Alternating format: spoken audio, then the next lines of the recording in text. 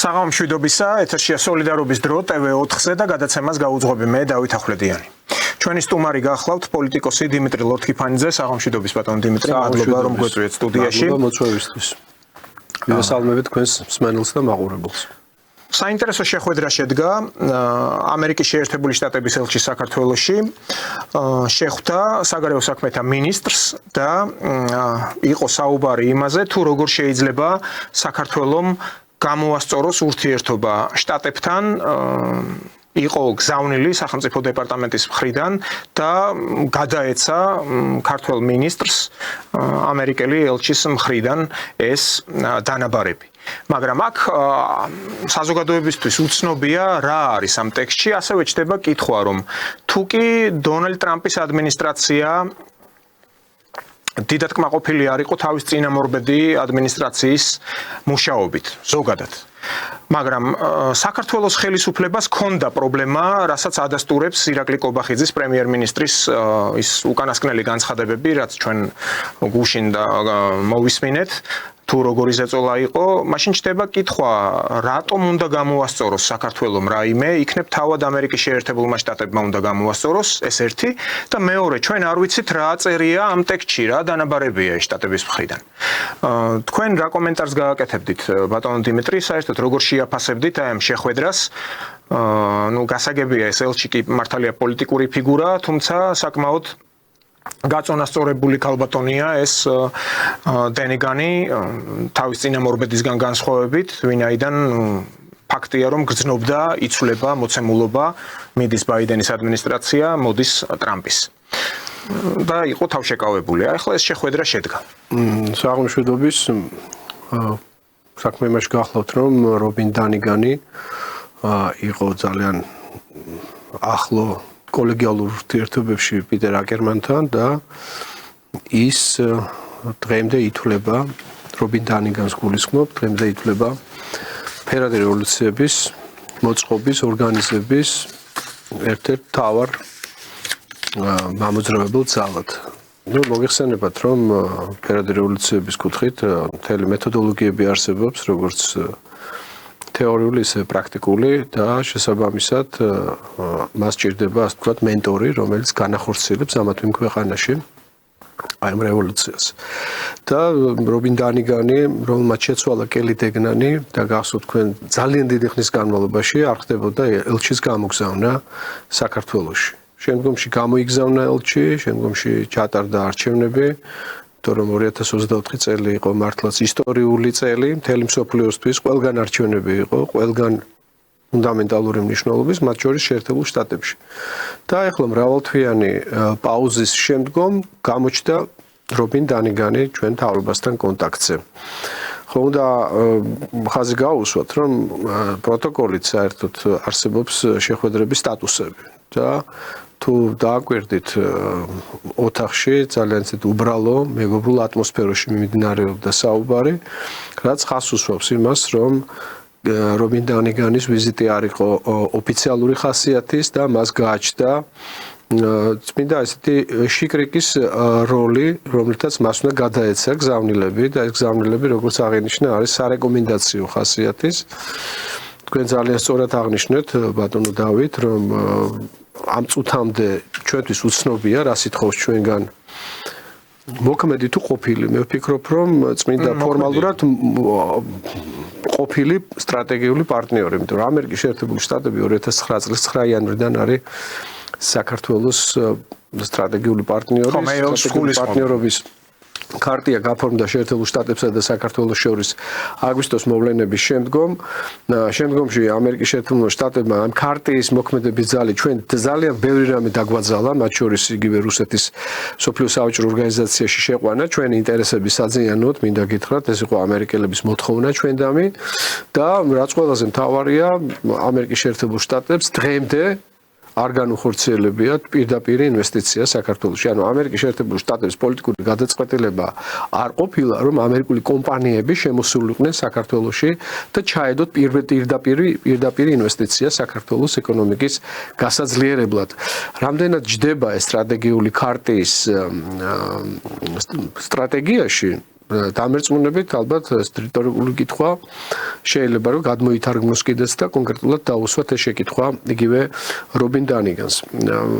თუმცა თქვენ ის შეკითხვა ძალიან სწორი აქცენტით გააკეთეთ, საქართველოს ჭირდება ასე ვთქვათ პასუხისმგებლობის აღება გარკვეული ვალდებულებების შესრულებისთვის თუ ამერიკის შეერთებული შტატებია ვალდებული საქართველოსთან მიმართებით მეტი ყურადღება გამოიჩინოს. ბოლოს და ბოლოს მსოფლიოს თვალში ჩვენ ვართ ოკუპირებული, ჩვენ ვართ განსაცდელში მყოფი ქვეყანა, ჩვენ ვართ ქვეყანა, რომელსაც 3 თუ 4 ჰუმანიტარული მისია აქვს ჩატარებული საკუთარ ქვეყანაში, როგორც საკუთარი დევნილების, ლტოლვილების, იზოლებით გადაადგილებული პირების, ეკომიგრანტების, არ ვიცი, მარტო აფხაზეთის კამპანია ორჯერ იყო, ცხინვალის კამპანია ორჯერ იყო, ჩეჩნეთიდან დევნილები ჩვენთან აფარებდნენ თავს და ასე შემდეგ. ანუ ეს პატარა ქვეყანა, რომელიც თავის მოსახლეობით ნიუ-იორკის ბრონქსის ნახევარიც არ არის მოსახლეობისა რა.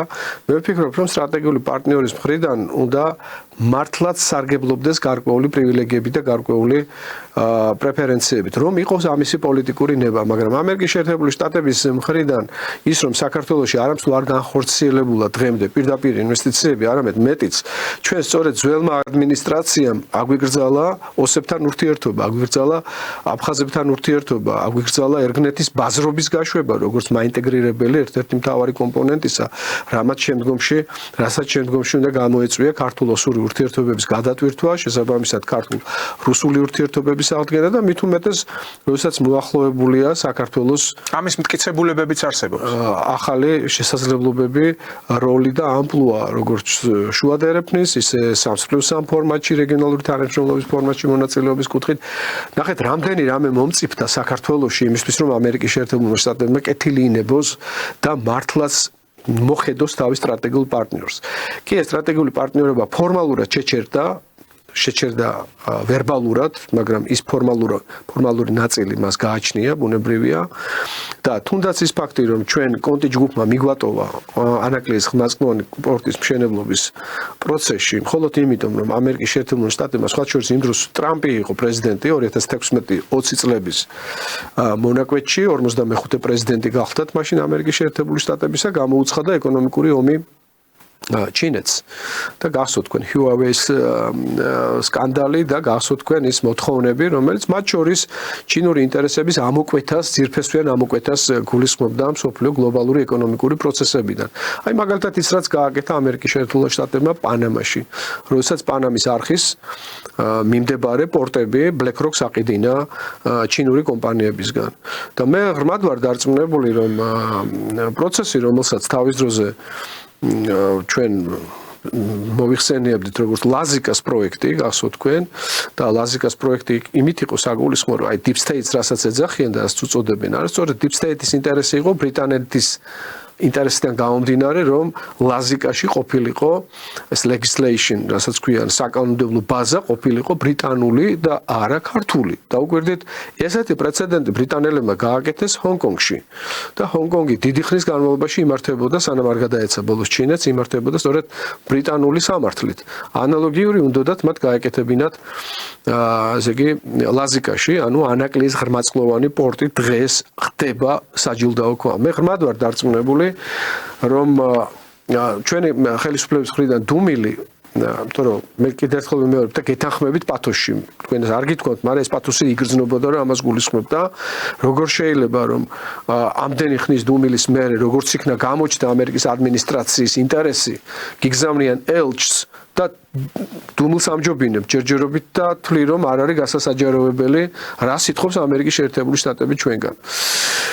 რა თქმა უნდა, მე ამას ნიშნის მოგებით ახლა არ ვამბობ, მაგრამ უბრალოდ საინტერესოა, რა სიტყვენ ჩვენგან. ეს არის ულტიმატუმის ენა, ეს არის სარეკომენდაციო ენა, ეს არის ურთიერთობების აღდგენა და საქართველოს ეკითხებიან თუ რას თვლით ჩვენ პრიორიტეტად როგორც სუვერენული სახელმწიფო უბრალოდ ტელემაყურებელს როიცოდეს. ხო, ნუ ამ თემას შეეხება, უფრო მეტი კონკრეტიკა არის. საელჩოს, ანუ სტენოგრამიდან ამოღებულია თავად ამერიკის შეერთებული შტატების საელჩოს განცხადება. ელჩმა მაკა ბოჭორიშვილს გააცნო პრეზიდენტ ტრამპისა და მარკო რუბიოს მთავარი პრიორიტეტები, ასევე ნაბიჯები, რომელიც საქართველოს შეუძლია გადადგეს. რათა აჩვენოს ამერიკის შეერთებულ შტატებთან ურთიერთობის გაუმჯობესებისადმი სერიოზული დამოკიდებულება. ანუ მათი ვერსიით ჩვენ გავაფუჭეთ ურთიერთობა და ჩვენვე უნდა გამოვასწოროთ ეს ურთიერთობა. მაგრამ ვისთან? დიპლომატიურ ენაზე, როცა შენ გაცნობენ პრიორიტეტებს, თან ზესახელმწიფო და შემდგომში ამ პრიორიტეტების გაცნობის მერე უკვე ნაბიჯების გადადგმის თანმიმდევრობას და ნაბიჯების შინაარს გიყვებიან, ეს სხვა არაფერია თუ არა მოთხოვნა. ეს არ არის რაიმისკენ თხოვნა, ან რაიმისკენ დათმობა. ეს არის აშკარად მოთხოვნა და მე ვფიქრობ, ეხლა ძალიან ბევრი რამეა დამოკიდებული იმაზე, თუ რამდენად სწრაფად ეცოდინება ქართულ საზოგადოებას თუ რასთან გვაქვს საქმე. არის ეს მოთხოვნები დაკავშირებული ქართულ-ამერიკული ურთიერთობების გადატვირთვასთან იმის ხარჯზე, რასაც საქართველოს იპოვებს უკვე დივიდენდის სახით, მათ შორის ჩინეთთან სტრატეგიული ურთიერთობის აღდგენის კუთხით, შუა დერეფნის კუთხით, აზერბაიჯანთან სტრატეგიული ურთიერთობების კუთხით, რუსეთთან ბოლო დროს დამთბარი ურთიერთობების კუთხით, რომელსაც შეიძლება ხვალ ზეგ-მაზეგ უკვე მიეცეს იმპულსები იმისთვის, რომ მოხდეს გადატვირთვა ქართულ-რუსულ ურთიერთობებში და პირადად მეც თქვენს სოლიდარობა იქნება, ეს სხვა ორგანიზაციები იქნებიან, ჩვენი ქართულ-რუსული საზოგადოებრივი ცენტრი ყველაფერს ვაკეთებთ და გავაკეთებთ იმისთვის, რომ რაც შეიძლება მშვიდობიან ატმოსფეროში განხორციელდეს ეს და ჩვენი სანუკვარი მიზანი საქართველოს ტერიტორიული მთლიანობის აღდგენა, ცხინვალის და სოხუმის ქართული იურისდიქციაში მოქცევა, დევნილების დაბრუნება და ქვეყნის ტერიტორიული მთლიანობის აღდგენით გამოწვეული ზეიმი მართლაც ერთიანად გავიზიაროთ ქართველობამ საქართველოში და საქართველოს ფარგლებს გარეთ, აი ამაზე არის ყველაფერი დამოკიდებული ახლა. რას ითხოვენ ამერიკელები ჩვენგან? თუ ეს პოლიტიკა არაფრით განსხვავდება ბაიდენის პოლიტიკისგან და იმ deep state-ის პოლიტიკისგან, რომელსაც დაერქვა ეს deep state-ი ჩვენი ხელისუფლების ასე თქვათ პოლიტიკური შეფასებით, მაშინ გამოდის, რომ ტრამპის ადმინისტრაციასა და იმ deep state შორის განსხვავება არ ყოფილა.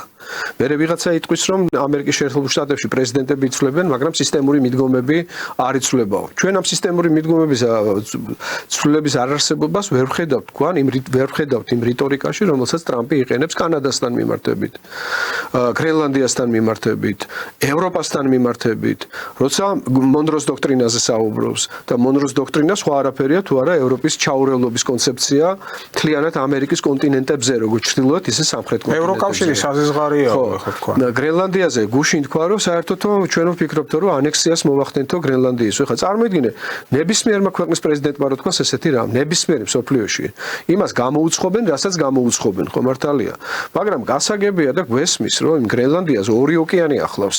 ატლანტიკის ოკეანე ახლავს და ჩრდილო-ყინულოვანი ოკეანე ახლავს და მართლაც გააჩნია ძალიან სტრატეგიული ნატოს გენერალური მდივანიც კი ირიბულად დაეთანხა. ხო, სტრატეგიული თქვა კი, ისიც დაეთანხმა. რიუტასთან ხო ქონდა შეხვედრა. დანიის წარმომადგენლები ამბობენ, ხომ არ გაგიჟდაო, ხომ არ გადაირიაო, ჩვენიაო და ნატოს გენერალურ მდივანთან საუბარში გაკადნიერდა და ძალიან სწორი შენიშვნა იყო ახლა ამ შემთხვევაში, გაკადნიერდა და წარმოთქვა ეს ფრაზა, მაგრამ ჩვენ ხომ უნდა გვახსოვდეს, რომ იგივე ის გრენლანდია არის დანიის სამეფო შემადგენლობაში ფართო ავტონომიით და მისი იურისდიქცია ვრცელდება. მაგრამ ნახეთ ბატონ დიმიტრი, ახლა კი ცოტა გადაუხვიეთ თემას, მაგრამ მაინც ტელემაყურებლისთვის რომ უფრო ნათელი იყოს რა მდგომარეობა. ის არჩევნები, რაც ახლა ჩატარდა გრენლანდიაში, ახლა მოსახლეობით დიდი არ არის, იმიტომ რომ ფაქტობრივად კუნძულია, უკაცრიელი ან ჩრდილოური კუნძულია, მის სანაპიროებზე არის პატარ-პატარა დასახლებები, რომლის აი ცენტრი არის დაახლოებით 20,000 კაცი ცხოვრობს, აი როგორც პატარა დაბები, ისეთი ქალაქებია რამდენიმე. და დიდი მოსახლეობა არ ყავს. აი ამ არჩევნების შედეგად გაიმარჯვა პარტიამ, რომელიც გრენლანდიის დამოუკიდებლობას უჭერს დანიისგან მხარს. ანუ ეს უკვე არის ერთი გადადგმული ნაბიჯი, რომ ტრამპს გაუიოლოს თავისი ეს სურვილი. ამ პარტიას, თქვათ რომელიმე სხვა პარტიას, რომ გაემარჯვა, რომელიც აცხადებს, რომ არა იცით რა, ჩვენ ისევ დანიის პროტექტორატის ქვეშ უნდა ვიყოთ, როგორც ეს ფართო ავტონომიის მქონე. მაშინ სხვა ამბავია, ტრამპის ამოცანა უფრო რთული იქნებოდა. და ახლა, როდესაც ერთი ნაბიჯი გადადგმულია, იცით რა, დანიელებს ეუბნებიან, ჩვენ აღარ გვინდა თქვენთან. ჩვენ დამოუკიდებლობა, ცალკე გრენლანდია გვინდა რომ ვიყოთ. ანუ არა ავტონომია, ფართო უფლებები დანიის შემადგენლობაში. ეს უკვე ცვლის სურათს. ხო, კი ბატონო, ეს რომ უცებ ორი სიტყვით შემოვფარგლოთ თემა და დავუბრუნდეთ ისე იმ საკითხს, უბრალოდ ვიტყოდი რომ სოფლიოში არსებობს პრეცედენტები, როდესაც პატარა კუნძულების გულისთვის სამკვდრო სასიცოცხლო ომი გამართულა, მაგალითად ჩვენს ეპოქაში მე გულისხმობ მე-20 საუკუნეში არგენტინის და ბრიტანეთსა და არგენტინას შორის მალვინისა და ფოკლენდის კუნძულებთან დაკავშირებით და იმასაც თუ გავითვალისწინებთ რომ დანიის პრემიერი ძალიან არასამშვიდობო რიტორიკით გამოირჩევა ამ ბოლო დროს უკრაინასთან დაკავშირებით და გრძელვადიანი მშვიდობის მოპოვების პოლიტიკურ ფასებთან დაკავშირებით, რაზეც ხმამაღლა და ღიად აცხადებს და ფაქტიურად რიტორიკა მისი მიმართულია რუსეთის წინააღმდეგ, ადვილი წარმოსადგენია რომ გრენლანდიაზე მართლა რომ დაიწყოს ესეთი სეპარატისტული მოქმედებები და რაღაცა ანექსია ოკუპაციის საკითხთან დაკავშირებული მოძრაობები ამერიკის შეერთებული შტატების მხრიდან, აი ეს მაკრონის მუქარა რომ ჩვენ ვალდებული ვართ ამ შემთხვევაში ევროპის გაერთიანებული ძალები შევიყვანოთ გრენლანდიაზე და ყოველი შემთხვევისთვის თადარიგი დავიჭიროთო, შეიძლება მართლაც აღმოჩნდეს რაღაცა გარკვეული კონფლიქტის გამოწვევის საბაბიც და მიზეზიც. თუმცა ახლა ეს არ არის რა თქმა უნდა მთავარი საკითხი არის ის თუ როგორ წარიმართება მოვლენები. მარკო რუბიომ ახლა გააკეთა განცხადება სანამ აი მოვდიოდი გზაში და აღნიშნა რომ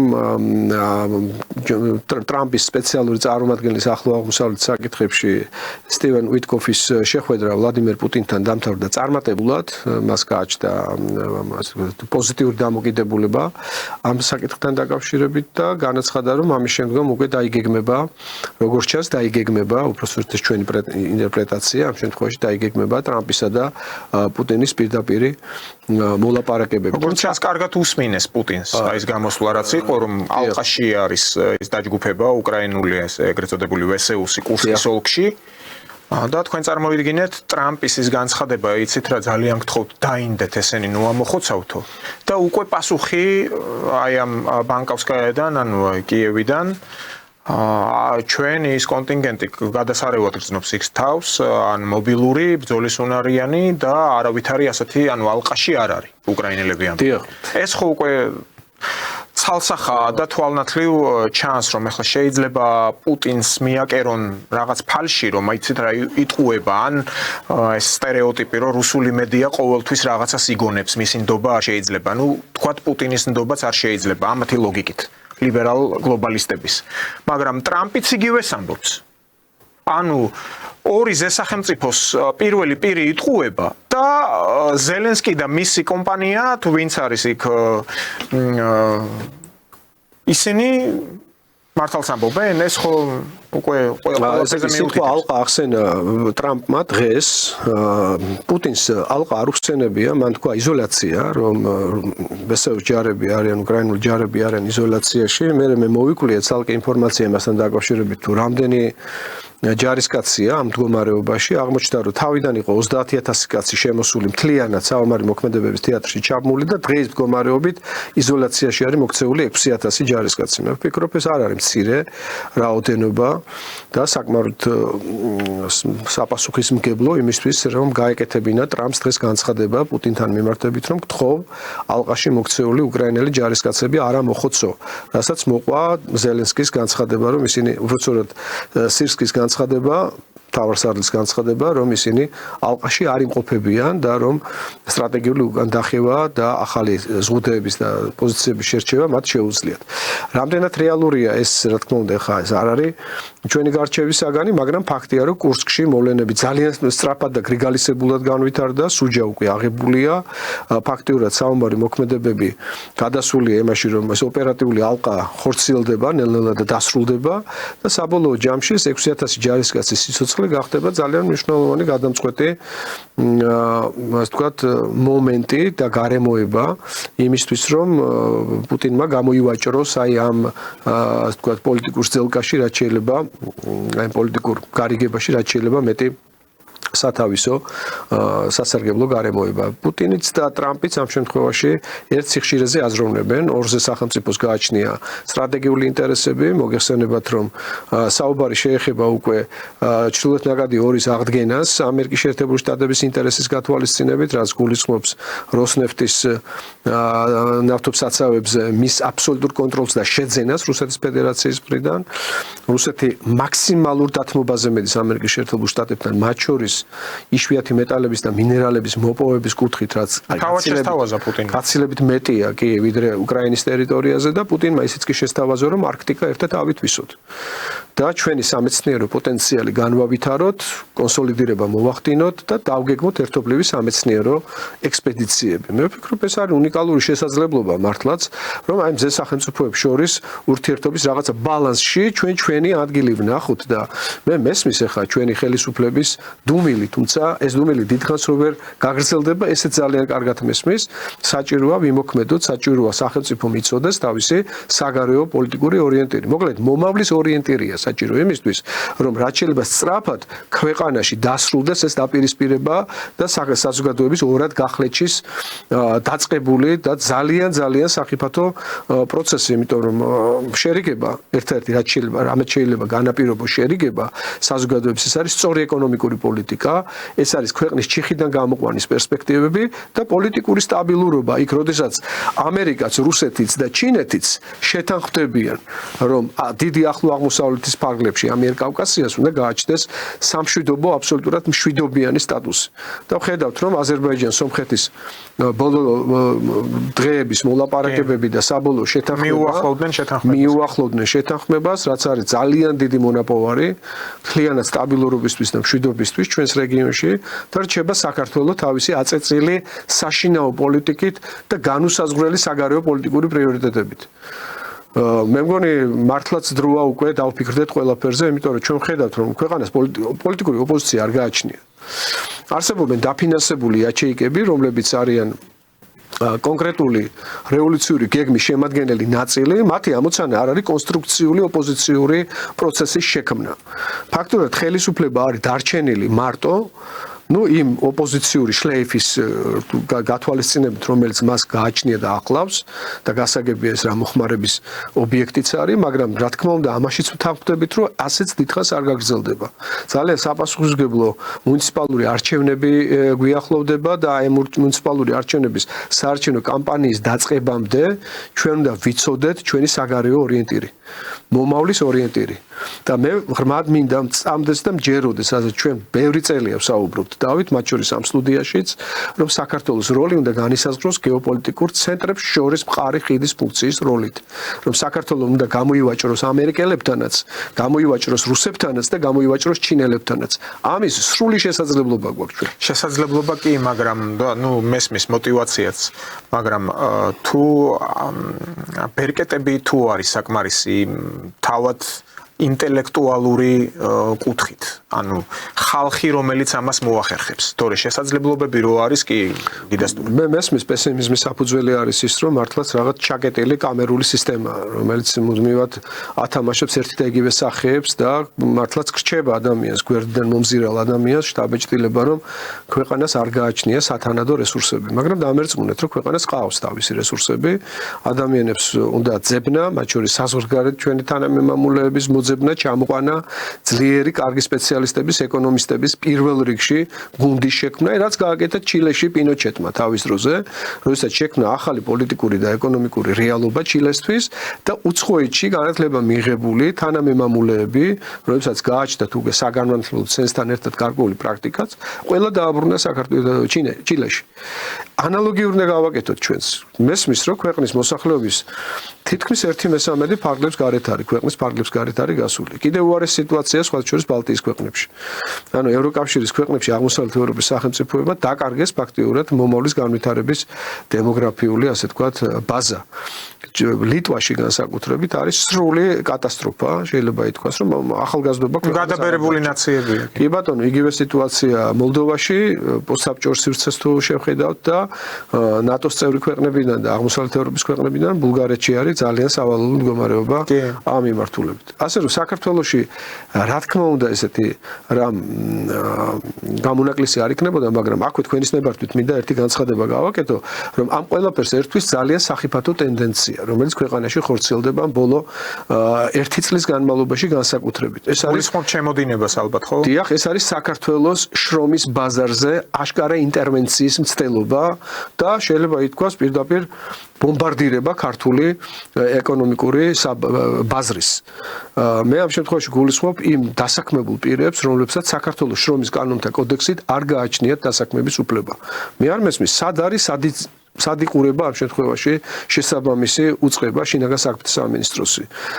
როცა ვხედავთ, რომ გლოვო იქნება ეს, ვოლტი იქნება ეს, სხვა მიტანის კომპანიები იქნება, ტაქსომოტორი იქნება ეს, თუ სხვა, ასე ვთქვათ, კომპანიები, მე არ გულისხმობ, ვთქვათ, იქ სადაც შეიძლება კონტრაქტი არსებობდეს, მცირე ბრიგადებიც გამოჩნდა მშენებლობის დარგში და ასე შემდეგ.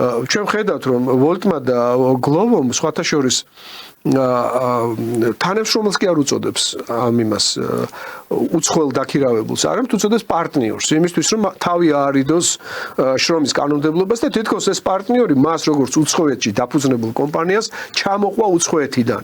აი ესეთ განცდას აჩენს.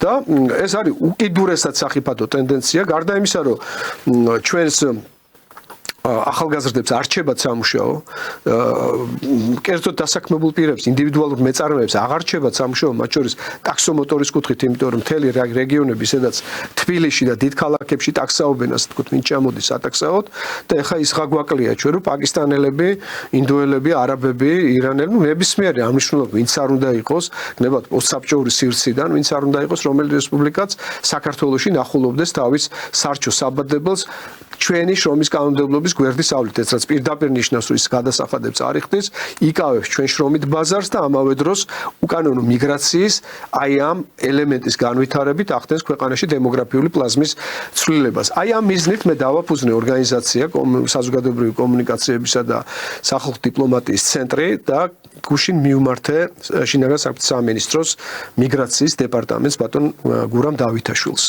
და ვთხოვე, რომ მოგვაქციოს ყურადღება, ჩვენ მზად ვართ შევქმნათ მოხალისეთა საზოგადოებრივი პირველადი ჯგუფები, გავიაროთ ტრენინგები საქართველოს შინაგან საქმეთა სამინისტროში, მათვე დაგვიგეგმონ საველე სამუშაოები და იმის გამო, რომ თუ გადავხედავთ საშტატო განრიგს მიგრაციის დეპარტამენტის შინაგან საქმეთა სამინისტროსი, აი ამ მწირე რესურსებით აბსოლუტურად შეუძლებელია განახორციელო ის მიგრაციული კონტროლი ქვეყანაში, რასაც აკეთებენ შეერთებულ შტატებში, ევროპაში, რუსეთში. გავიხსენოთ, რომ რეადმისიის ხელშეკრულება მუშაობს ჩვენსა და ევროკავშირს შორის. აი დღეს დაიდო ინფორმაცია, თქვენ საქმის კურსში ხართ ამასთან დაკავშირებით. 4000-ზე მეტი ადამიანი არის. 4295 ადამიანი ჩამოიყვანეს ჩვენებმა შინაგან საქმეთა სამინისტრომ რეადმისიის ხელშეკრულებით ევროკავშირის ტერიტორიიდან. და იქიდან ყველა ქართველები კი არ არიან, საქართველოს მოქალაქეები კი არ არიან. მათ შორის არის ძალიან დიდი პროცენტი იმ ადამიანებისა, რომლებიც საქართველოს იყენებდნენ ტრანზიტულად მესამე ქვეყნის წარმომადგენლები და საქართველოს გავლით აღმოჩნდნენ ევროკავშირის ტერიტორიაზე. და რეადმისია ითვალისწინებს, რომ საქართველოს თავისი ბიუჯეტით უნდა უზრუნველყოს მათი დაბრუნება და ეს დაბრუნება არ ნიშნავს მე მათ გასახლებას, ავტომატურად გასახლებას ჩვენი ქვეყნიდან.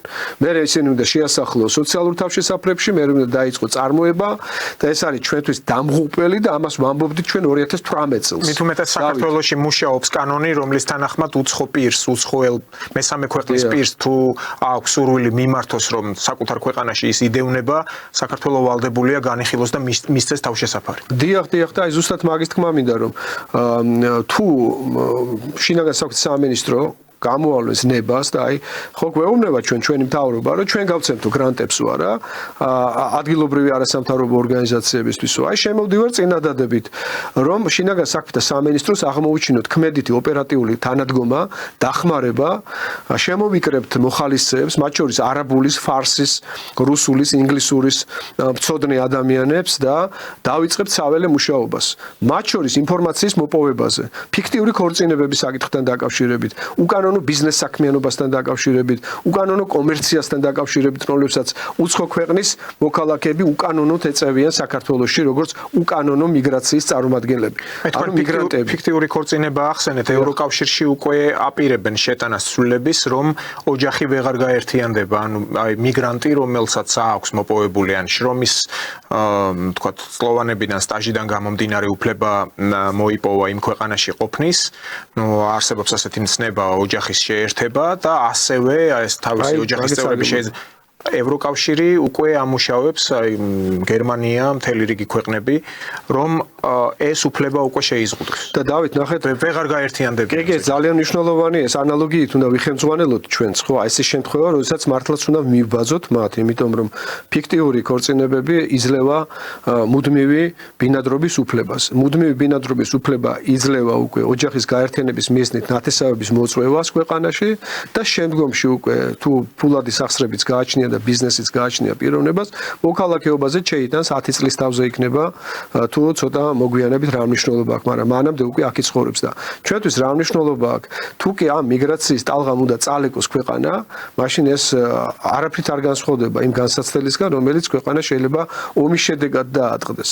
და ამას ვამბობდით ჩვენ ამის თქმა მინდოდა წეღან, რომ 2018 წელს, როდესაც საქართველო მიუერთდა მარაკეშის პაქტს და სხვათა შორის ჩუმად გააკეთა ეს და სხვათა შორის პაქტი დღემდე არ არის თარგმნილი ქართულ ენაზე და სხვათა შორის ეს არის სწორედ პოლიტიკური დოკუმენტი იურიდიულად არამავალდებელი, ანუ არ გვავალდებულებს რომ შემოვიყვანოთ, მაგრამ პოლიტიკური აქტია და პოლიტიკური ნება გამოვავლინეთ იმისთვის რომ ზაობა გამოვაცხადეთ მიგრანტების შემოყვანისა საქართველოში. და ეს არის მე ვფიქრობ ერთ-ერთი ყველაზე მანკიერი პრაქტიკა, რომელიც ჩვენ ბოლო წლების განმავლობაში გაგვიკეთებია. ეხლა საჭიროა რომ რეადმისიის ხელშეკრულებას გადავავლოთ თვალი და წარმოიდგინეთ ჩვენი საკუთარი ბიუჯეტით უნდა შემოვიყვანოთ ჩვენი ქვეყნის ფარგლებს გარეთ პაკისტანელი იქნება თუ ავღანელი გასული, რომელიც ჩვენი ქვეყნიდან ტრანზიტით გავიდა ევროკავშირში. მერე ჩამოვიყვანოთ, დავაბინაოთ და თუ ის განაცხადებს რომ ქვეყანაში არ წაესვლება იმის გამო რომ პოლიტიკურ თავშესაფარს ითხოვს და ასე შემდეგ, დავტოვოთ ქვეყანაში. მოგლე ძალიან ბევრი პრობლემაა, რაც თავარია დღეს ქუჩაში. ძალიან ბევრი ისეთი დადის, განსაკუთრებით ჩრდილოეთ ირანიდან ჩამოსული საქართველოში, რომელიც დაკავებულია ნარკოტიკული ნივთიერებების ვაჭრობით. ძალიან კარგია და მივესალმები, რომ სახელმწიფომ გაამკაცრა ნარკოპოლიტიკა. და გაამკაცრა მხოლოდ მას შემდგომ, რაც დანაშაულებრივი ლიბერალიზაცია მოახდინა მთელი რიგი მიმართულებებით და ამ შემთხვევაში მე ხელს ვიშვერ საკონსტიტუციო სასამართლოსკენ, მერაბ ტურავასკენ და დღესაც ვამბობ, რომ ბატონ მერაბ ტურავას აქ ჩადენილი ძალიან დიდი დანაშაული და მან ეს ხმამაღლა უნდა აღიაროს. და როგორც ჩანს, დღეს სახელმწიფო მიხვდა, რომ ასეთი ლოიალური პოლიტიკის გამოა, სწორედ რომ დაღუპეს ახალგაზრდები, დაღუპეს იმიტომ რომ მათ უკვე ნარკოტიკული საშუალებების მოხმარება თავისუფლად შეძლეს, მათ შორის ფსიქოაქტიური ნივთიერებების პირველ ჯგუფში არსებული ნარკოტიკული საშუალებებისა, რამაც გამოიწვია უკუშეუქცევადი კატასტროფული შედეგები, მათ შორის ოჯახური ძალადობების კუთხით. ეს ხომ პირდაპირ აისახება ქცევით ადიქციებში, არა? ადიქცია ნიშნავს უკვე ოჯახში არსებულ კონფლიქტს, ოჯახში არსებული კონფლიქტი კი ნიშნავს ძალადობრივ ურთიერთობებს ოჯახის წევრებს შორის, რაც იწვევს შემდგომში პირის ჯერ შემაკავებელი ორდერით გაწევას, მერე უკვე მსჯავრდება სისხლის სამართლის წესით და ციხეში მოთავსებას. 4000 პაკეტია. ძიმე ფაქტებიც იყო, გახსოვთ ხომ, ოჯახის წევრები აუჩეხავთ და მერე შემოწმება რო გაუვლიათ თურმე ნარკოდამოკიდებული ყოფილა. გადაავლეთ ბოლო დროს მომხდარი უამრავი არ მინდა დავაკონკრეტო, რომ მაინც და მაინც ახლა ჭირის უფალს არ მოხვდეს გულზე, რა. ძალიან ბევრი ბოლო დროს მომხდარი გარდაცვალებები, მათ შორის ძალიან ცნობილი ფაქტები დაკავშირებულია ნარკოტიკული საშუალებების და რატომღაც რომ ყველა ეს ახალგაზრდა გულით და როდესაც ჩვენ წელიწადში 35 ადამიანი გიკვდება ღამის კლუბებში ნარკოტიკული საშუალებების ზედოზირებით, ნამდვილად უნდა მიაქციო იმას ყურადღება, რომ აქ შენ ხარ პასუხისმგებელი. ბოლოს ღვთის წინაშე ვაგებთ ყველანი პასუხს და მთავრობაში რომ ხარ და ისეთ კანონმდებლობას იღებ, რომელმაც ადამიანის სიცოცხლე და ჯანმრთელობა უნდა ხელყოს და აღარაფერს ვამბობ, ოჯახი დაანგრიოს და ოჯახისას თქვათ დისკომფორტი გამოიწვიოს, ბუნებრივია ამაზე პოლიტიკურთან ერთად ადამიანური მორალური პასუხისმგებლობაა. ნუ კარგია მიმართულებით რომ დაიწყეს ნაბიჯების გადადგმა, მაგრამ მანამდე სტატისტიკა შევხედოთ. ერთ წელიწადში არის 265 ნარკოგამსაღებელი დაკავებული ქვეყანაში. ესეთი სტატისტიკა შემდეგა დავით მე შინაგან საქმეთა სამინისტროს ცენტრალურ აპარატში მუშაობდი შტაბში და დანაშაულის კრებსთან მქონდა ყოველდღიური შეხება. ეხლა ამას იმიტომ არ ვამბობ, რომ სტატისტიკისთვის მომყავს რა. ასეთი საშინელება, კატასტროფა, რაც ნარკოტიკული საშუალებების გასაღებას უკავშირდება ქვეყანაში, მათ შორის კი ისიც უნდა ვთქვათ, რომ დაკავშირებულია ეს სოციალური ქსელების, აი ამ WhatsApp-ის, კანონი უნდა იყოს Telegram-ის თუ რაღაც ეს მიმართულებით.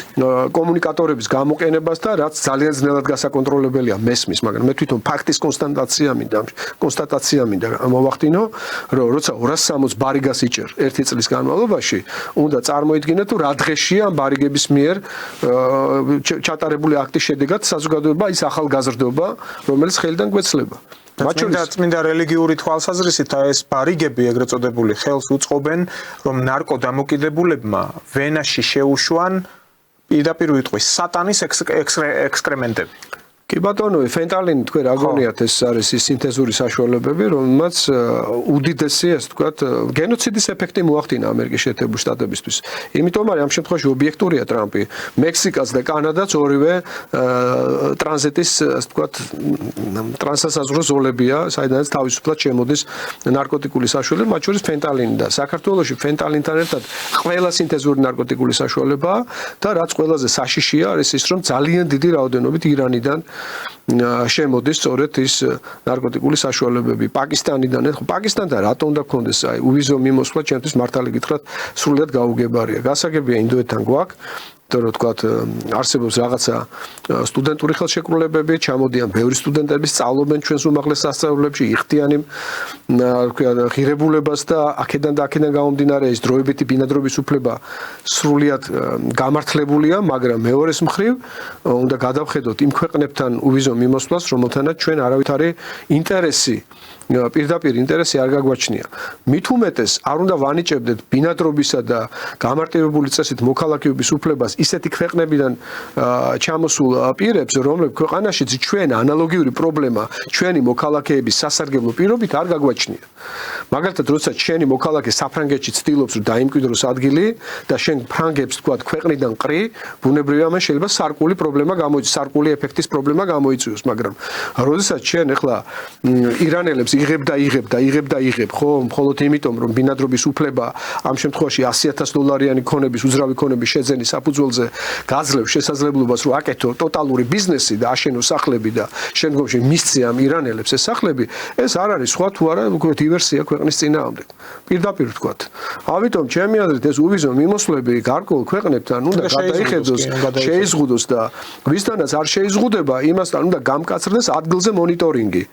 როდესაც ჩვენ ადამიანი 3 წელია საქართველოში ყავს და იცი რომ არ არის დასაქმებული არაფრით და არ საქმიანობს არაფრით და ამ დროს გავა საზღვარზე შემოვა ისევ გააკეთებს 9 თვიან ადგილზე ყოფნის უფლებას და მე კიდე ხომ და დაგებადოს არა კითხვა საიდან აქვს შემოსავალი რა შემოსავლები აი სწორედ ამ და სხვა პრობლემების მოსაგვარებლად მე შინაგან საქმეთა სამინისტროს ვთავაზობ ჩვენი ცენტრის მომსახურებობას ჩვენ მზად ვართ რომ მობილიზაცია გავაკეთოთ მოხალისეების ძალიან დიდი არმიის შეიძლება ასე ითქვას და შინაგან საქმეთა სამინისტროსთან კონკრეტული მოლაპარაკებების, მათთან შეთანხმების, მათთან კოორდინაციით მოვახდინოთ ქვეყანაში უკანონო მიგრანტების ფაქტები, მიგრაციის ფაქტების გამოვლინება, მასთან დაკავშირებული ფიქტიური ქორწინებები, უკანონო ბიზნესები, უკანონო კომერციული საქმიანობა და ბევრი მრავალი სხვა მიგრაციასთან დაკავშირებული საკითხი, რომელიც საინფორმაციო ბაზაში მოიყრის თუ არა თავს ინაცვლებს იმავე დღეს შინაგან საქმეთა სამინისტროში. მე ვფიქრობ,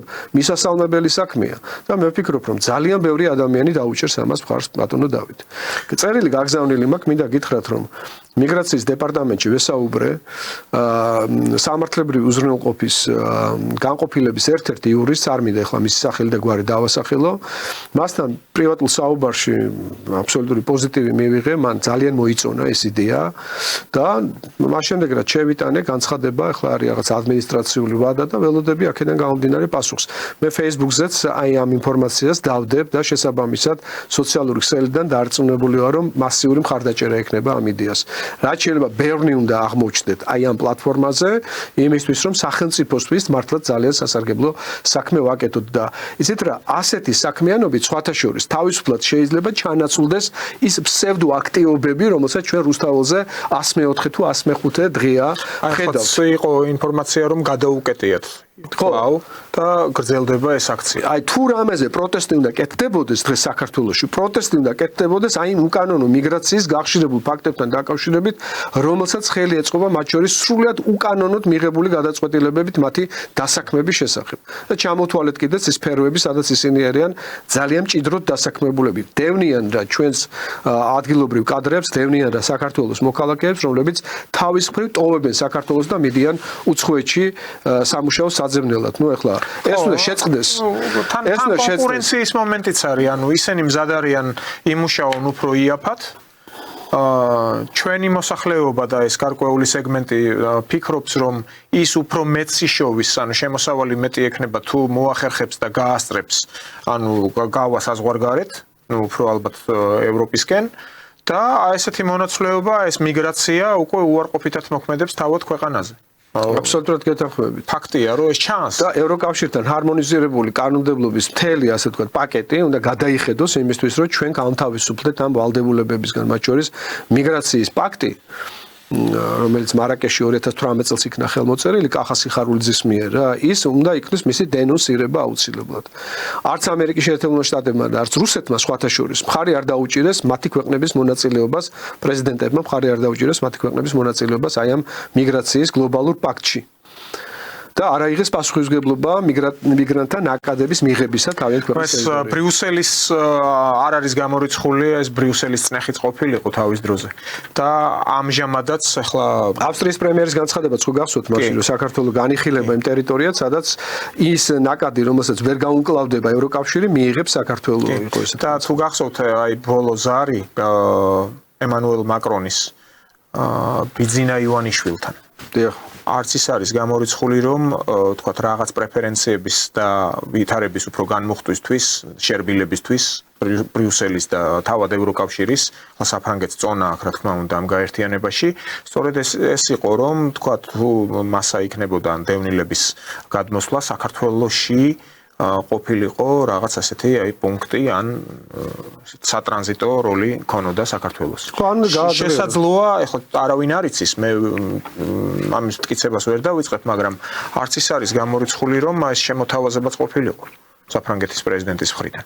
ვინაიდან ევროპაში ძალიან მათ თავად აქვთ ეს პრობლემა, ძალიან ბევრი მიგრანტია აღმოსავლეთის ქვეყნებიდან. ხო, განსაკუთრებით ახლა მას შემდეგ, რაც დონალდ ტრამპმა რამდენიმე იერში მიიტანა ევროკავშირზე, ხო ვიცით რა სიტყვებით, ფაქტობრივად გამოლანძღა და გარდა ამისა, ეგ საპასუხო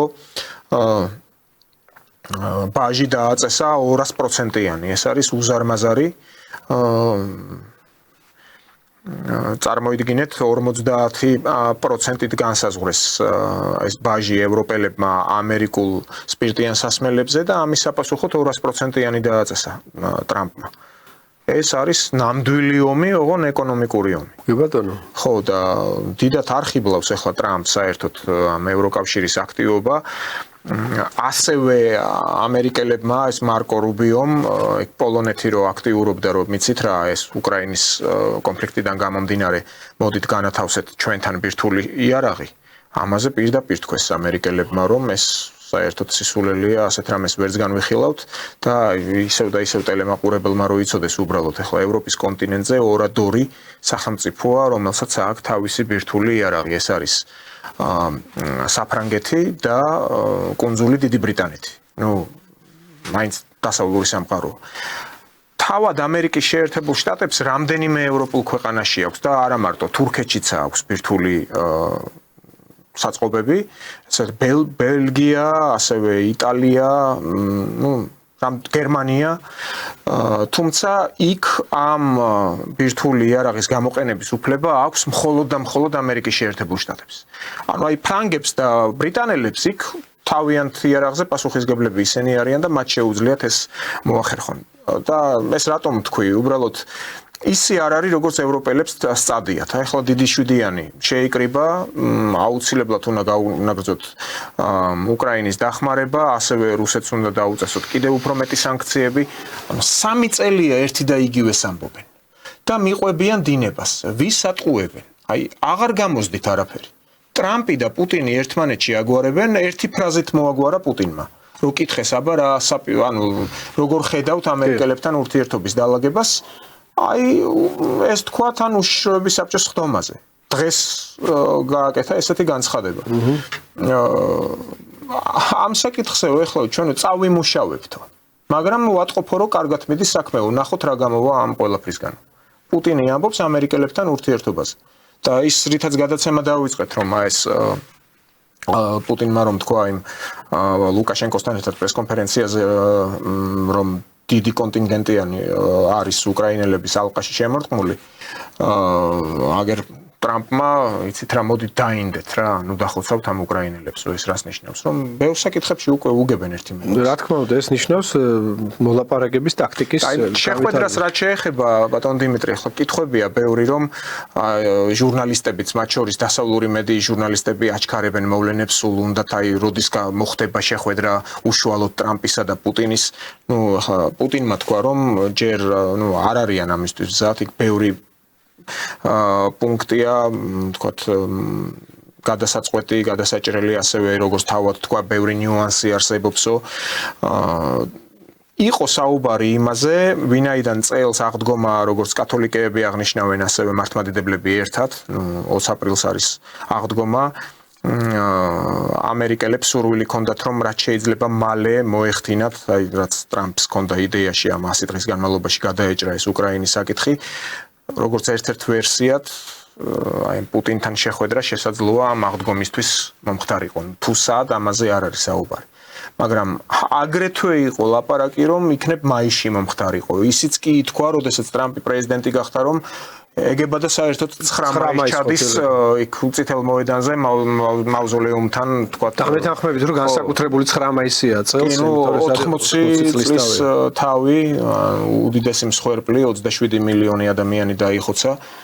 და უდიდესი მსხვერპლი გაიღო სწორედ რუსეთმა, პირველ რიგში მაშინდელმა საბჭოთა კავშირმა და პროცენტულად მათ შორის ჩვენ საქართველოს. და სხვა შორის მე მინდა ვისარგებლო შემთხვევით და მადლობა გადაუხადო ბატონ მამუკა ფიფიას, რომელიც არის ორგანიზაცია სოლიდარობის საგარეო მდივანი.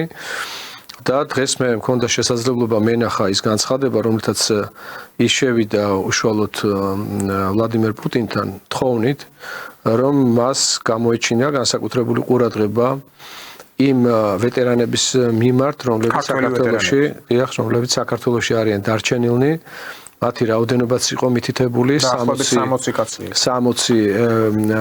ადამიანი და ნახე ჩემი თვალით პუტინის რეზოლუცია, თავისი რეზოლუცია, რომელთაც ესე იგი განსაკუთრებულად ხაზს უსვამს, რომ ესე იგი მოხდეს აი ამ თხოვნის დაკმაყოფილება. საჭირო საქმეა, მადლობა ამისთვის. ეს არის ძალიან საჭირო და ძალიან მნიშვნელოვანი საქმე, იმიტომ რომ ასეთი აქტებით საბოლოო ჯამში ხორციელდება საგარეო პოლიტიკა. ასეთი აქტების ერთობლიობა ჯამში, რა თქმა უნდა, მხოლოდ ერთ აქტზე არ არის საუბარი, ქმნის იმ ნოყიერ ნიადაგს, რომელსაც ჩვენი, ასე ვთქვათ, ინტერესი უნდა გამოვივაჭროთ საბოლოო ჯამში და ხალხთა შორის ურთიერთობის კონტექსტში, საქართველოს-რუსეთ შორის ურთიერთობის კონტექსტში და არა მხოლოდ საქართველოს-რუსეთ შორის, ანუ პოსტსაბჭოურ სივრცეში ჩვენ რაც გვაკავშირებს ერთმანეთთან ღირებულების დონეზე, ეს არის ფაშისტთან გააფთრებული ერთიანი ბრძოლა, რომელშიც საქართველოს 720,000 ჯარისკაცი გაიწვია ბრძოლის ველზე და აქედან 365,000 უკან აღარ დაბრუნებულა, მათ შორის ქერჩში პირველივე თვეებში დაიღუპა ათასობით ქართველი ახალგაზრდა. და აქვე ვისარგებლებდი შემთხვევით ბატონ დიმიტრი, ახლა რაც თქვენ თქვით, აი ეს თუნდაც ის ჯენზები თუ ეგრეთ წოდებულები თუ რაც ქვიათ, კარგი იქნება რომ თუ მათი მშობლები მათ აუხსნიან, დარწმუნებული ვარ თუ ყოველი ოჯახიდან არა, ყოველი მეორე ამ ჯენზის წინაპარი იყო ამ სამამულო ომში. და აქ უკვე მშობლების წოდავენ რომ არ ეუბნებიან ამ ბავშვებს ამ ყველაფერს. კი და ზუსტად მაგის შედეგია ის, რასაც Deep State-ის ცაცეცები ერქვა საქართველოში. აბა როგორ უნდა მოგივიდეს საღათმოაზროვნე ადამიანს, რომ მერაბ ბერძენიშვილი ჯერ გენიალური, ლეგენდარული სკულპტორის მიერ აგებული დიდების მემორიალი ქუთაისში, ხო? ადგე და ააფეთქო წარმოიდგინე. და როგორ შავ ლაქად დარჩა დედაშვილის გარდაცვალება იმ აფეთქების მომენტში, რომლებიც დაიღუპნენ იქ გამოტყორცნილი ქვებისგან რა. და ეს უნიკალური სტელა, ეს უნიკალური ესე იგი ნაგებობა, მონუმენტი იქნა დანგრეული და აფეთქებული. და რაჯობია ვანგრიოთ საერთო მონაპოვარი და ფაშისტზე გამარჯვების სიმბოლო ამ ხელა მსხვერპლშეწირვა, რომელიც საქართველოს გაიღო, უტავყოთ და ვეტერანების მიმართ დამსახურებული და დაფასებული პოლიტიკური აქტით გამოვიდეთ, რაც ბატონმა მამუკამ გააკეთა, თუ ავდგეთ და ვანგრიოთ ჩვენი, ესე იგი, წარსული მეხსიერება. მეხსიერება ისტორიას როგორ უნდა ებრძოლო? ისტორიას როგორ უნდა ებრძოლო? აგერ პოლონეთის ერთ-ერთი ძალიან მაღალჩინოსანი, ზუსტად არ მახსოვს მის თანამდებობას, ზუსტად ეხლა ხანს ვკითხულობდი, გამოვიდა წინადადებით, რომ სტალინის სახლ-მუზეუმი დახურეთო ქართველებმა. დახურეთო და შემდგომში ჩვენო გვექნება ერთმანეთშიო, ესე იგი, მათ კომპლექსი აქვს. იქ ისტორიული ეპიზოდია, როდესაც ჯერ კიდე მეორე მსოფლიო, ანუ სამამულო ომის დაწყებამდე იქ სტალინის დროს ეს კატინის მოვლენები, პოლონელი ოფიცრები დაიღუპნენ ბევრი. იყო ეს ფაქტი, კი მართალია, მაგრამ ესეც რატომ მოხდა? საპასუხო ქმედება იყო, ვინაიდან ძალიან ბევრი წითელარმიელი ამოწყვიტეს პოლონელები. ხო, კი ბატონო, არის ეს მომენტიც და მათთვის, მაგრამ უცხო ქვეყანას რეკომენდაცია გაუწიო მსოფლიო ბუმბერაზის გენერალისიმუსის, რომელსაც ჩინი მიანიჭა არა საბჭოთა კავშირმა, არამედ ყველა მოკავშირემ ერთად აღებული, კონსოლიდირებული და კონსენსუსით მიღებული ისევე როგორც ეს თქვენ პოლონელი ახსენეთ და ასევე უკრები მაქსიმალურად პედალირებდნენ, ახლა პირდაპირ ეს არ აფიშირდება, მაგრამ მე ხო ვიცი. ქუთაისში უნდათ ვასილ კიკვიძის ძეგლის აგება და იქ თავიანთი საცეცები ვინც არიან ეს ნაცაქტივისტები ეგრეთ წოდებული თავქარიანები შემოხტებიან სადაც კი გადაჭრილ ჯირკოს იპოვიან და ვასილ კიკვიძის ძეგლი აიღეთო ყვირიან ნუ ეს უმეცრები არიან ეს ხო, ჩვენს გვინდა რომ მონაწილეობა მივიღოთ 80 წლის იუბილესთან დაკავშირებით დიდ სამამულო ომში ფაშიზმზე გამარჯვების როგორც სიმბოლო საქართველოს უდიდესი წვლილი აქვს შეტანილი და არ შეიძლება რომ ეს წვლილი აღუნიშნავი დარჩეს და გეგმავთ რომ რაღაც კონცერტი გავაკეთოთ ვისოცკის მიერ შექმნილ იმ სიმღერებთან დაკავშირებით რომლებიც ეძღვნებოდა მეორე მსოფლიო ომს. ფართო საზოგადოება სხვა შორის არ იცის ამის შესახებ რომ ვისოცკის ჰქონდა 12 ძალიან კარგი სიმღერა დაწერილი დიდ სამამულო ომის თემატიკაზე. და მე ვფიქრობ, რომ ძალიან კარგი იქნება აღინიშნოს ის ფაქტიც, რომ საქართველოში გვყავს ვისოცკის სიმღერების უბადლო შემსრულებელი, მსოფლიო მასშტაბის უბადლო შემსრულებელი, რომლის მსგავსი ცნობილი კომპოზიტორი შთამომავალი. ცნობილი კომპოზიტორი შთამომავალი ზაქარია ფალიაშვილის შთამომავალი, ვახტანგ გორდელი ფალიაშვილი. რომელმაც ერთხელ უკვე დაგვდო პატივი, კი არა ორჯერ დაგვდო პატივი და ეხლა გვინდა უფრო ისეთი ფართო საკონცერტო ასპარეზი შევქმნათ და რაღაცა ჩვენი წვლილი შევიტანოთ იმ პატივისცემაში, იმ ამაგის მიმართ, რომელიც გაწიეს დიდ სამამულო ომში მონაწილე ადამიანებმა. სულ 60 ადამიანია საქართველოს მასშტაბით დარჩენილი. კი, ნუ აუცილებელია ამ ხალხის დაფასება, პატივისცემა და ასევე ესეთი მომენტია მართლაც ღირს ამის თქმა ძალიან ბევრია ეს სამამულო ომში დაღუპული ქართველი განისვენებს არა ქართულ მიწაზე აქ ჩვენთან საქართველოში, არამედ სხვადასხვა ადგილებში, მათ შორის გერმანიაში, მათ შორის ავსტრიაში, ჩეხეთში, რუსეთში, უკრაინაში, ბელორუსში ძალიან ბევრია. და ის ჯგუფები, რომლებიც იქ ჰოლანდიაში ტექსელის აჯანყების ხო, იქ ტექსელის ცოტა ისეთი საკითხია. ცალკე შეიძლება ამაზე კიდე საუბარი, ნუ კი არის იქ მემორიალური სასაფლაოც არის და უბრალოდ არიან ადამიანები, რომლებიც დღემდე ექსპედიციები ეძებენ ამ დაღუპულ მებრძოლებს და პოულობენ. სოციალურ ქსელშიც ხშირად ვრცელდება პირდაპირ იყო განგმირული ეს მედალი ზაატვაგუ ანუ მამაცობისთვის და თურმე ქართველს ეკუთვნოდა. ახლა გვარი ზუსტად არ მახსოვს, არ მომინიშნია ახლა ეს სპეციალურად. ლანჩხუთიდან იყო თუ არ მეშლება და ანუ ეს ხშირია ასეთი რამე. და ანუ პოულობენ ასეთ გარდაცვლილებს, ან დაღუპულებს, დახოცილებს მეორე მსოფლიო ომში ქართველებს. და უნდა ამიტომაც არის კიდევ რუსეთთან ურთიერთობის დალაგება საჭირო, რომ ელემენტარულად წინაპრების საფლავებზე შეძლონ შთამომავლებმა ჩასვლა და პატივგება.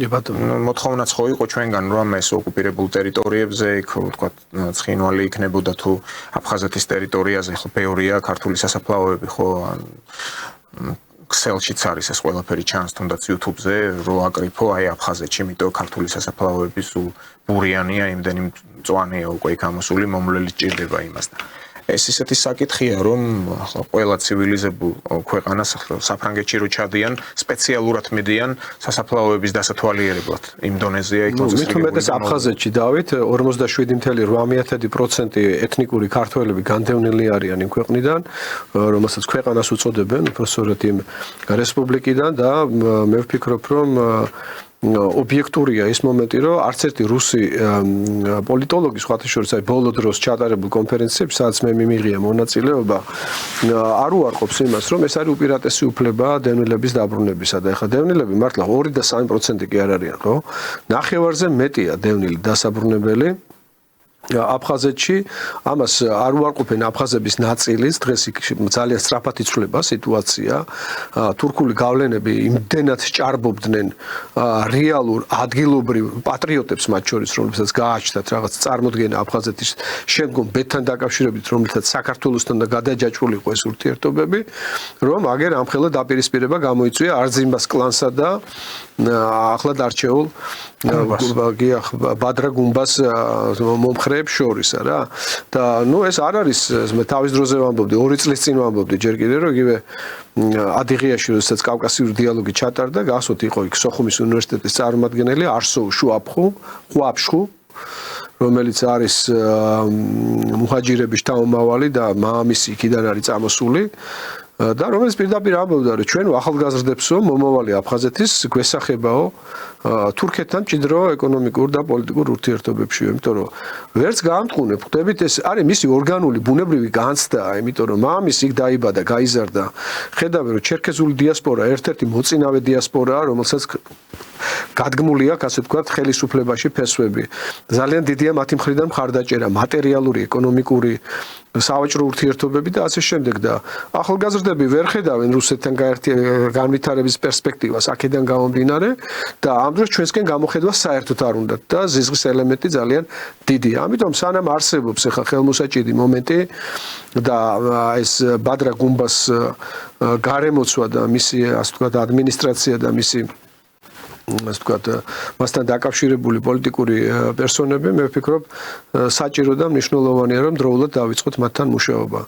მათ ვარ დარწმუნებული რომ საქართველოში რუსეთში მოღვაწე ბევრი ქართველი მათ შორის მამუკა ფიფია სხვა შორის რომელიც არის გალის რაიონიდან და აქ აფხაზეთთან პირდაპირ ბმა და ფესვები ყველაფერს გააკეთებენ იმისთვის რომ ძალიან მალე გადაიტვირთოს უკვე და გადაიწყოს გადატვირთვა აფხაზეთის შემდგომ სტატუსთან და ბედთან დაკავშირებით იმიტომ რომ საქართველოს ტერიტორიული მთლიანობა და ეს პოლიტიკა რომელიც წლების განმავლობაში სიკეთემდე ვერ მიიღავს საქართველოს და ჩვენ რეალურად ვერ ხედავთ ასე ვთქვათ შედეგებს და პოლიტიკურ ნაყოფს ვერ ვიმკით აქედან გამომდინარე. შეუძლებელია რომ კიდე დიდხანს გრძელდებოდეს ასე. ხედავთ ჩვენ რომ მომწიფდა სიტუაცია საქართველოს შეიძინა როგორც იქნა საერთაშორისო ეკონომიკური აქტორის როლი და ახლა საქართველოს ჭირდება ტერიტორიული მთლიანობა იმისთვის რომ ყველა დანარჩენმა დიდმა მოთამაშემ თავისუფლად ესე იგი განახორციელოს ეკონომიკური აქტივობა ჩვენი ქვეყნის გავლით. ამიტომაც დერეფანი მეორეს განაპირობებს აუცილებლად აღება საჭიროება. მithumetes როდესაც ჩtildeოთ დერეფანი არის გაუქმებული, ახლა სამხრეთ დერეფანზე აგებული მთელი ინტერესები და საფრანგეთიდან ჩინეთამდე ესე იგი ეს უწყვეტი მაგისტრალური მოძრაობა საქართველოს გავლით ხდება. მithumetes თუ აზერბაიჯანი და სომხეთი შეთანხმდნენ და ზანგეზური გაიხსნა და თუ ზანგეზური გაიხსნა ეს უკვე ჩვენი არსებული დერეფნების კონკურენტი ხდება, შესაბამისად კიდე დადგება უკვე კვლავ დღის წესრიგში აფხაზეთის მიმართულებით. რა თქმა უნდა, აფხაზეთის მიმართულებით და 8 ბლოკირებული დერეფანი, რომელიც კავკასიის ქედიდან გამომდინარე ბლოკირებას ახდენს ჩრდილოეთსა და გლობალური სამხრეთის თანამშრომლობას. ამ შემთხვევაში ინდოეთსა და ჩრდილოეთს შორის ურთიერთობებზე ირანის, ინდოეთის და შორეული აღმოსავლეთის და აზიის ქვეყნების ურთიერთობაზე ვსაუბრობთ. ამიტომ საქართველოს ეს უნიკალური როლი გააჩნია და ტერიტორიული მთლიანობის აღდგენა ეს არ იქნება მხოლოდ ჩვენი სურვილის საბოლოო შედეგი, ეს იქნება ამავე დროს ჩვენი პარტნიორების მხარდაჭერით განხორციელებული მოქმედება. შემთხვევითი არ არის რომ საქართველოს რუსეთის ფედერაცია 3+3 ფორმატში მხარს უჭერს როგორც ტერიტორიული მთლიანობის მქონე სუბიექტს მხარდაჭერილ ხსენება არ არის, არც აფხაზეთის არც ხინვალის კი. ეს არის ძალიან მნიშვნელოვანი გარემოება, რომელზეც ხშირად უნდა ვისაუბროთ ხოლმე. დიდი მადლობა ბატონ დიმიტრი გადაცემაში სტუმრობისთვის. მე ტელემაყურებელს შევახსენებ, ჩვენი სტუმარი გახლავთ პოლიტიკოსი დიმიტრი ლოთქიფანიძე. ჩვენ შევხვდებით უკვე ორშაბათს 19 საათზე. მადლობა ყურადღებისთვის, ნახვამდის. ალბათ.